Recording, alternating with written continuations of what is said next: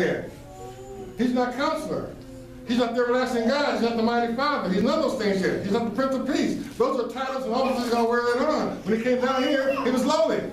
He came as a Lamb of God, slain for the sins of the world. None of these things. So you can't call yourself the king's kid because you don't know the king yet. He's not a king yet. Right. As his kids, take what he got.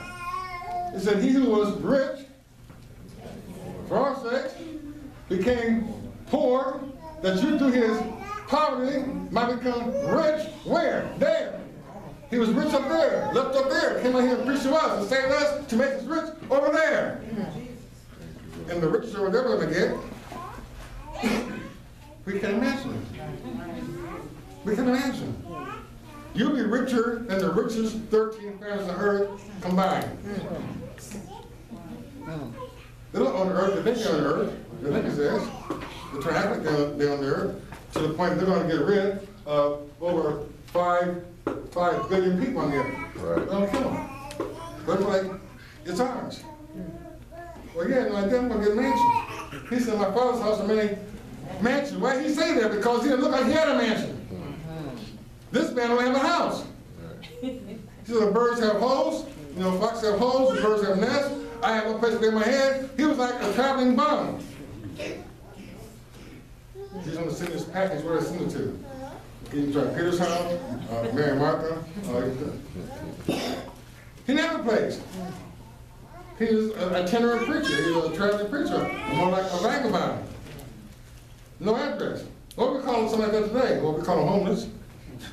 Nobody looks at them like homeless. Nobody respects the homeless. We give the homeless some money and feel like they should be glad to get anything. Right?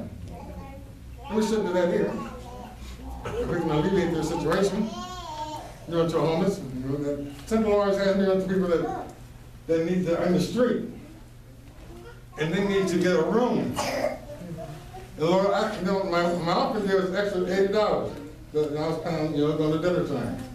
The guy said, no, you're not. I gave that to get to my room. Well, I won't do that. So, he looked at me. That's okay.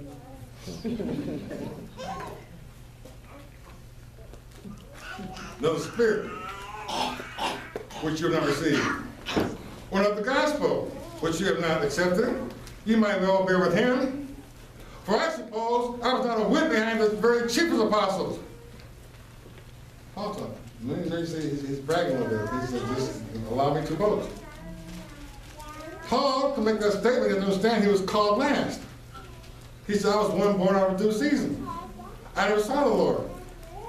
He didn't walk and talk with Jesus for 3.5 years like they did. He said, I got saved in Damascus when God blinded me, and then I was in Damascus for 2 years. He said, I went to the desert of Arabia, and there I was taught by the Lord one-on-one, tutored.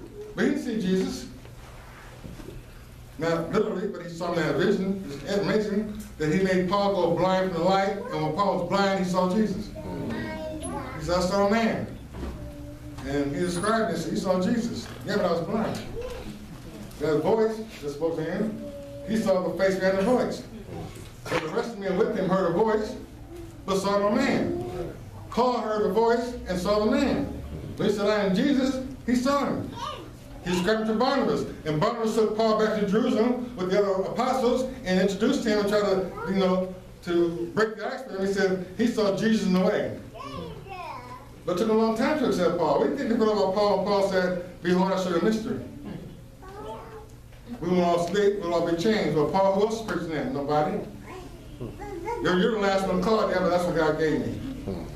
And Paul was independent like that forever. His whole lifetime. Christ didn't get Paul the hook until God gave a second messenger to corroborate the message in 1994. He lived the whole lifetime with that message. There's no place else in there where it says that. Just Paul. But it shows the cleverness of God. That Paul wrote a message he didn't understand. He said, what? At the last trump. What's that, Paul? I don't know.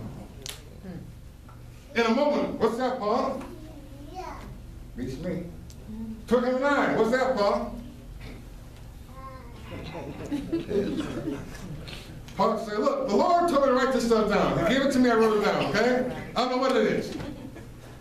And neither anybody else. Then God waits to us. With this congregation, it shows all those things that Paul wrote. Now you got 2 witnesses. Thank you, Jesus. Wow. Is that great? Yes. God has shined upon us. Yeah. Big time. But though I be rude in speech, my time up? Well, I guess it is.